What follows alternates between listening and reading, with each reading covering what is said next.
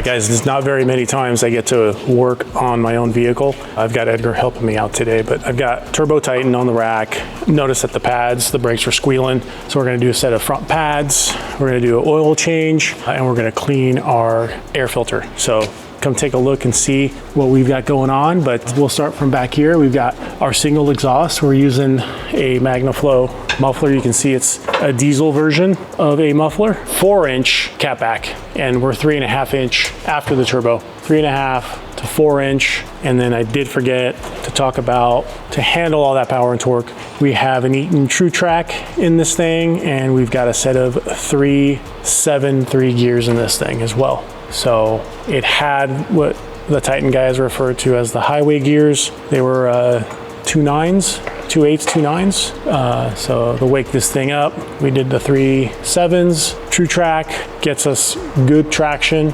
And yeah, and as far as the exhaust, it's why I always called it mini diesel, was because it has an exhaust system like a diesel, and it makes good torque for a gasoline 8-cylinder engine. So there you have it, my correction, 4-inch. And then of course, from the lead pipes, we have a set of the long tube headers from, goodness gracious, JBA, that's it, which I don't know if you can get anymore, but that's what we got going.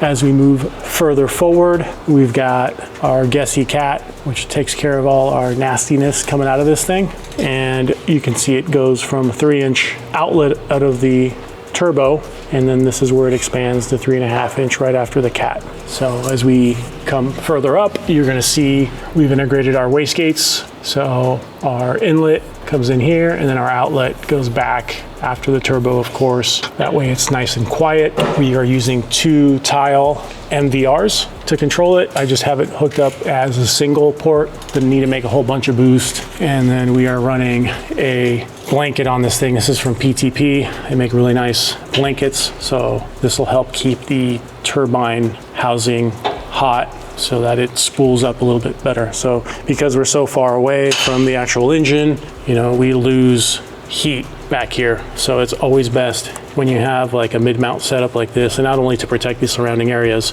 but to keep heat at the housing, at the turbo, will help it spool up. And then what we've done here is, you'll see we've got a little reservoir on our turbo oil drain, and this is done so that oil collects here, and that our scavenge pump from TurboWorks can pull all the oil from the turbo, and then it goes, pushes it forward back into the engine. So we've drilled and tap at the engine, pumps oil back in. We've mounted our scavenge pump over here, and it's, you know, this setup's got almost 70,000 miles on it, 9 years. And, you know, I had people that were interested in the kit, but, you know, to do it is a fair amount of work, a fair amount of labor. And, you know, especially using quality parts, it can get pricey. So with that being said, 10 years later, it's even pricier to replicate this. We're using a Garrett GT. It was a budget turbo based off of precision turbo specs. Is why Garrett came out with the GT2 series. It was like a budget line. This is a ball bearing turbo is what we'd opted to use. And then as we come further forward on the cold side of the turbo, we've got our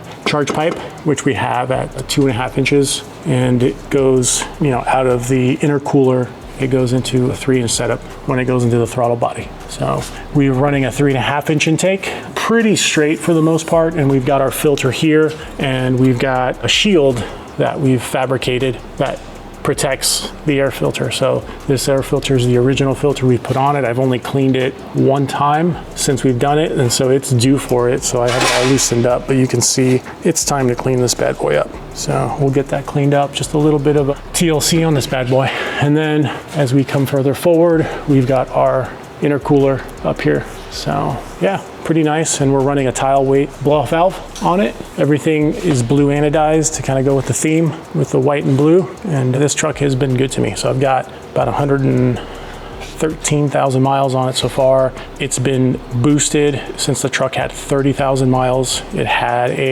It was the prototype truck for the GTM supercharger kit, which you used the Rotrex, and had that on there for about 20,000 miles, and decided to let's turbocharge it and have a bit more fun with it. So it's got the turbo on there for a while.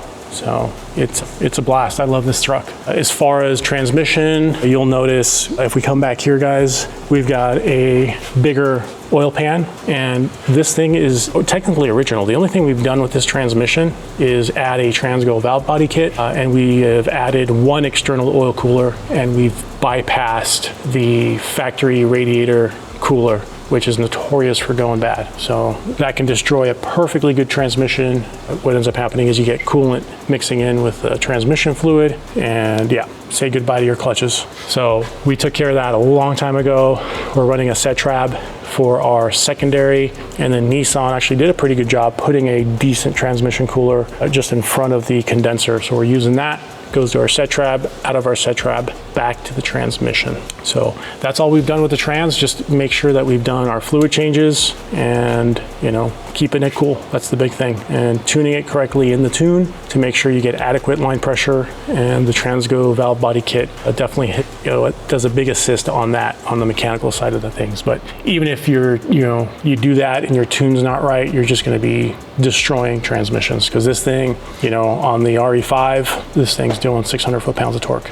So, when things are done correctly, it does really, really well. So we'll get our filter cleaned, and we'll actually go ahead and we'll service our transmission, because it's probably been time to do that. And we've got fluid for the oil already done and drained. We just need to add it. So really, nothing much with the suspension. The only thing that it's got done is a set of Bilsteins, and it's the cheapy ones. I honestly prefer the way the factory shocks felt. They were a bit stiffer, so it gave the truck better control handling wise. So I may end up going back to that, but essentially there's nothing out. I don't have a leveling kit on it. I bought one, I never installed it, just didn't have time.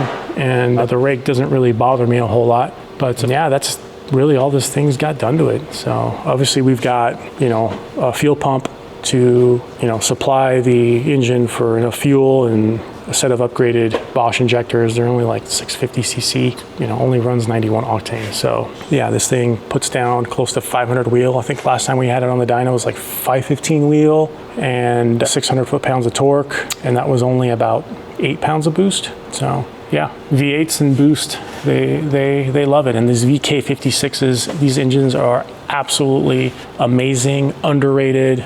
I could, probably easily make 1,000 horsepower with this thing stock with adequate fuel, and this thing wouldn't budge. Obviously the transmission's not going to take that kind of power and torque, but I think this engine stock, I don't think it'd have any problem. So I think there's guys out there that have done well over that, and if not close to 2,000 horsepower on a VK56 with very minimal modifications. So yeah, I'll be taking this truck to the grave with me, because I know people have asked me about if I would ever be interested in selling it, and the answer is absolutely not, especially with as expensive as pickup trucks are nowadays. Yeah, this thing checks all the boxes off for me. So, to get a turbocharged truck, you'd have to buy a EcoBoost or something like that, a 6-cylinder, and yeah, doesn't really do it for me. So I got the air filter all cleaned up, and you can see how our shield goes over here and protects the filter. So this thing's served us good.